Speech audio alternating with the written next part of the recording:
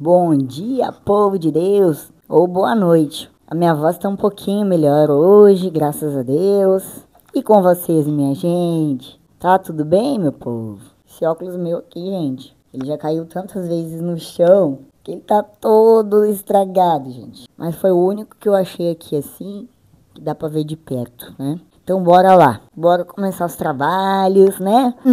Então, gente, terçou, dia de Santa Maria Madalena, dia 22, terça-feira. Maria Madalena anuncia: eu vi o Senhor. Ela é a discípula fiel que anuncia a alegre notícia da ressurreição do Mestre Jesus.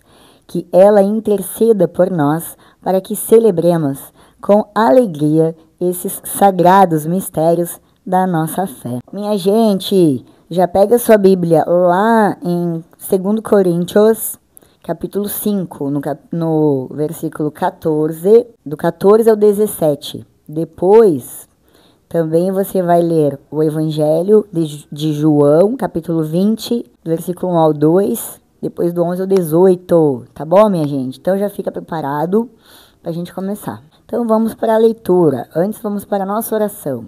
Em nome do Pai, do Filho e do Espírito Santo. Amém. Nosso bom Jesus, nosso amado Jesus, nosso Rei, nossa Majestade, olha por nós, Pai. Olha para nós, tenha misericórdia, Senhor, dos teus filhos. Tenha misericórdia, Senhor, daqueles que são fiéis ao Senhor. E muitas vezes sofrem perseguições por causa do Senhor. Mas todo aquele com fé terá confiança que está ao seu lado, meu Pai. Peço também à Virgem Santíssima que interceda junto ao Senhor pelos seus filhos, meu Pai. Que nossa mãe amada, sua mãe do Senhor, possa nos acalentar e com o seu manto nos cobrir, nos protegendo das ciladas do inimigo. Hoje vou ler uma oração, muito bonita, inclusive, que ofereço ao nosso Senhor Jesus Cristo de todo o meu coração e alma. E peço também para todos aqueles que assistem esses vídeos. E agradeço, claro, com certeza. E para você que está na sua casa, todos do mundo. Divino Salvador, nosso Senhor Jesus Cristo, que de vosso coração deixastes escapar esta queixa dolorosa. Eu procurei consoladores e não os achei. Dignai-vos aceitar o pequeno tributo das nossas consolações e assistir-nos tão poderosamente com o socorro da vossa graça, que para o futuro, fugindo cada vez mais de tudo que vos poderia desagradar, nos mostremos em tudo, por toda a parte e sempre, vossos filhos, os mais fiéis e devotados. Nós vô-lo pedimos por vós, que, sendo Deus, com o Pai e o Espírito Santo, viveis e reinais nos séculos dos séculos. Amém. Agradeço também ao Arcanjo Miguel pela sua proteção, a todos os anjos da guarda das pessoas, o meu anjo da guarda e todos os santos e anjos do Senhor. Amém? Em nome do Pai, do Filho e do Espírito Santo. Vamos para a nossa leitura agora. Vamos lá, pessoal, pega a sua Bíblia, então, lá em 2 Coríntios, capítulo 5, do versículo 14 ao 17. Leitura da segunda carta de São Paulo aos Coríntios. Irmãos, o amor de Cristo nos pressiona, pois julgamos que um só morreu por todos, e que logo todos morreram. De fato, Cristo morreu por todos, mas para que os vivos não vivam mais para si mesmos, para aquele que por eles morreu e ressuscitou. Assim, doravante, não conhecemos ninguém conforme a natureza humana. E se uma vez conhecemos Cristo segundo a carne, agora já não o conhecemos assim. Portanto, se alguém está em Cristo, é uma criatura nova. O mundo velho desapareceu, tudo agora é novo. Palavra do Senhor, graças a Deus. Gente, eu nunca aviso aqui, mas o salmo do dia, eu sempre coloco, gente, na descrição embaixo, eu coloco, porque o salmo é muito importante, minha gente? Então, assim, hoje não, todos os dias, porque pra mim os salmos todos são maravilhosos, Então, se você quiser ver o salmo, você pode baixar aí nos vídeos que você vai ver. Então, vamos lá para a nossa Bíblia, para a segunda parte do nosso estudo. Depois nós vamos direto para a explicação do catecismo, minha gente, tá? Então lá, capítulo 5, do 14 ao 17. É bem provável que os oponentes de Paulo tenham insinuado que, em termos de religião, ele era desequilibrado. Paulo era louco, porque o amor de Cristo o compelia a um ministério apostólico vigoroso. Por outro lado, seu ministério entre os coríntios nunca foi o de um homem louco. Você pode ver em 1 Coríntios, do capítulo 2, do versículo 1 ao 5. De fato, Paulo manteve sua visão do terceiro céu em segredo por 14 anos, até mencioná-la mais adiante nesta carta. O coração da mensagem de Paulo era que o Messias judeu morreu em favor de todos os tipos de pecadores. Você vai ver em 1 Coríntios, não, minha gente, no capítulo 15, versículo 3. Tanto judeus quanto gentios foram incluídos na morte substitutiva de Jesus. Em união com Cristo, os pecadores que creem no Evangelho morreram para o pecado e foram ressurretos para andar em um novo viver. No versículo 15, a expressão para que os que vivem se refere aos cristãos que agora estão espiritualmente vivos. Você vai ver em Efésios, capítulo 2, versículo 4 ao 6.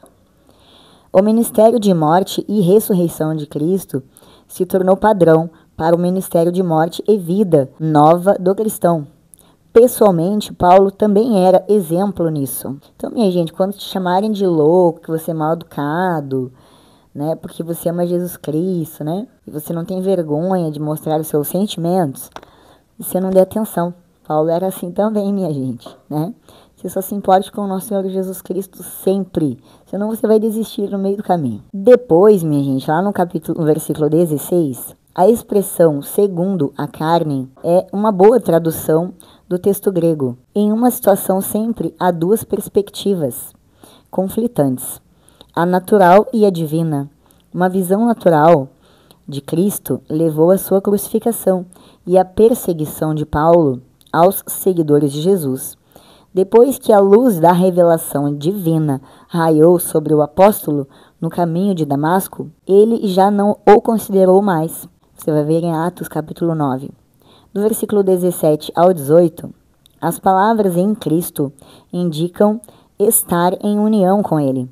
A verdadeira conversão dá início à transformação de vida, mas não reformando a velha natureza.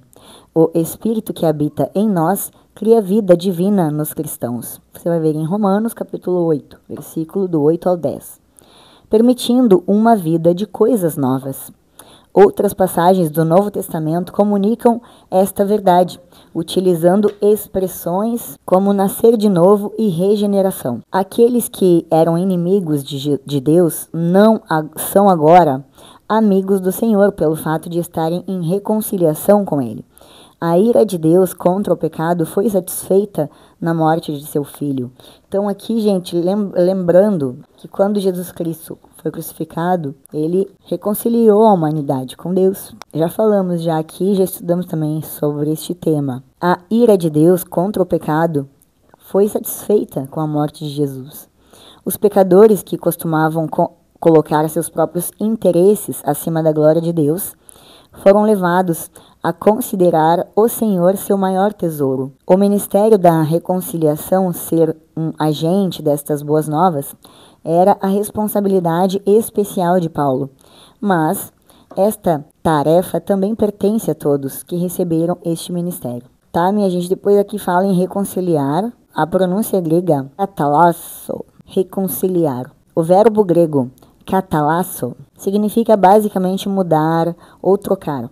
Este verbo muitas vezes era usado como um termo monetário, indicando trocar dinheiro, mas em geral se referia a trocar uma coisa por outra. Um uso comum de katalasso era alguém mudar de inimigo para amigo, isto é, reunir ou reconciliar duas pessoas ou dois grupos em desacordo. É desta maneira que katalasso é usado nas 6 vezes em que ocorre nas páginas do Novo Testamento, como também é o caso dos 4 usos do substantivo relacionado katalage, que significa reconciliação também. Essas duas palavras só são encontradas nos escritos de Paulo. Em 1 Coríntios, capítulo 7, do versículo 11, Paulo utilizou o catalaço para descrever a reconciliação entre marido e mulher. Os demais 5 usos de Paulo do termo explicam que os incrédulos podem se reconciliar com Deus por meio de Cristo. Por causa do pecado, os infiéis são inimigos de Deus, mas eles podem se reconciliar com Deus por meio da fé em Cristo. Agora vamos para a nossa explicação. Então vamos agora para a explicação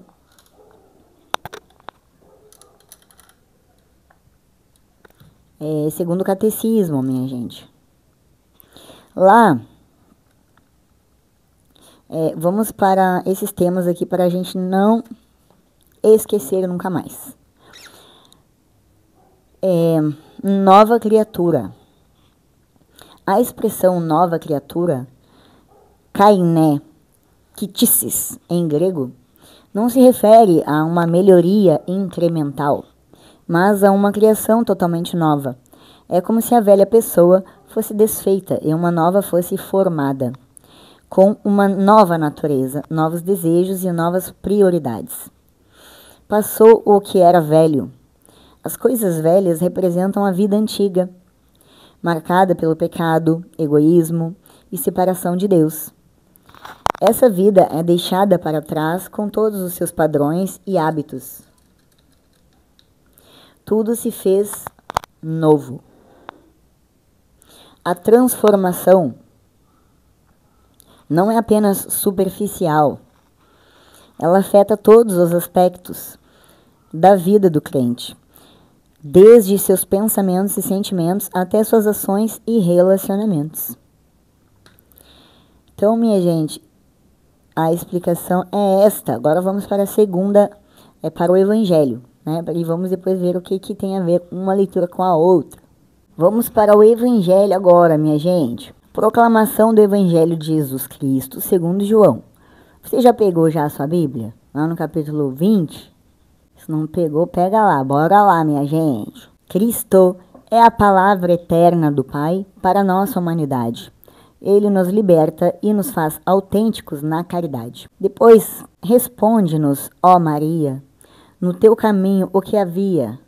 Vi Cristo ressuscitado, o túmulo abandonado. Então vamos lá, minha gente.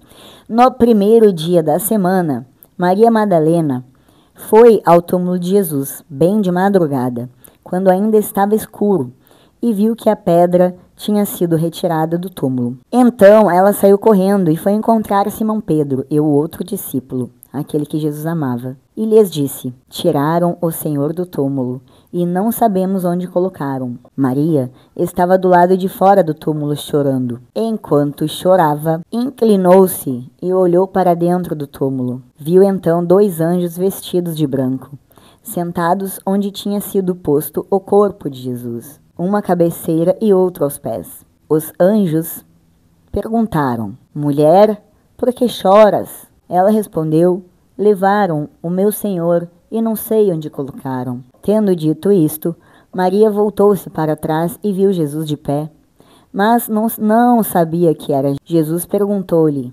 mulher, por que choras? A quem procuras? Pensando que era o jardineiro, Maria disse: Senhor, se foste tu que o levaste, dize-me onde o colocaste, e eu irei buscar. Então Jesus disse: Maria. Ela voltou-se e exclamou em hebraico, que quer dizer mestre. Jesus disse: não me segures, ainda não subi para junto do meu Pai, mas vai dizer aos meus irmãos: subo para junto do meu Pai e vosso Pai, meu Deus e vosso Deus. Então Maria Madalena foi anunciar aos discípulos: eu vi o Senhor, e contou o que Jesus lhe tinha dito. Palavra da salvação. Glória a vós, Senhor. Vamos agora para a explicação na Bíblia, nossa segunda parte. Vamos lá. Hoje eu vi o microfone aqui apitando, gente.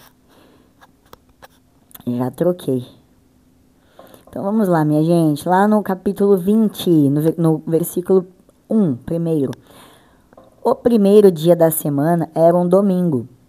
Maria Madalena e várias outras mulheres decidiram cuidar de algumas questões que haviam ficado incompletas por causa do início do Shabá. A necessidade de se completar o cuidado com os mortos pode ter sobrepujado o habitual período de 7 dias de lamentação, sobre sendo ainda escuro, comparar a ocasião específica um pouco diferente descrita. Você pode comparar lá em Mateus, do capítulo 28, no versículo 1, tá? E Marcos, capítulo 16, versículo 2, Lucas, capítulo 24, versículo 1. Depois,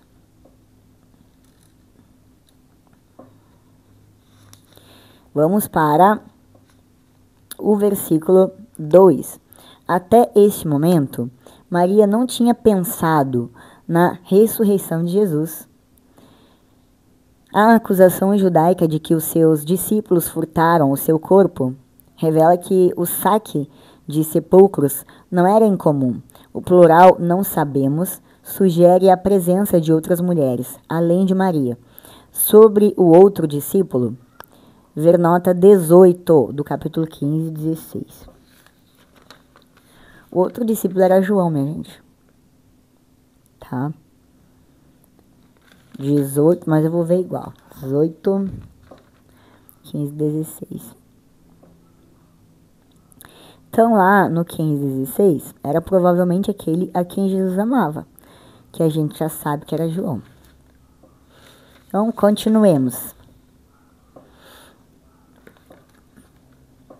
Vamos continuar então aqui, minha gente. Lá no versículo, o capítulo 20, no versículo 5, tá? Aparentemente, nesse momento já havia luz do dia, suficiente para se enxergar dentro da câmara sepulcral, através da abertura pequena e baixa à entrada do sepulcro. O outro discípulo não entrou, preso em deferência a Simão Pedro, um líder entre os 12. Lá no versículo 7, o corpo ressurreto de Jesus aparentemente passou através das faixas de linho, do mesmo modo em que ele mais tarde apareceu aos seus discípulos, em um quarto fechado. A referência ao lenço da cabeça enrolado em um lugar à parte contradiz a noção de ladrões de sepulcro que, em sua pressa, não se demorariam para dobrar esse pano. Lá do capítulo 8, do 8 ao 9, a presença de 2 testemunhas tornou a evidência aceitável para a lei judaica.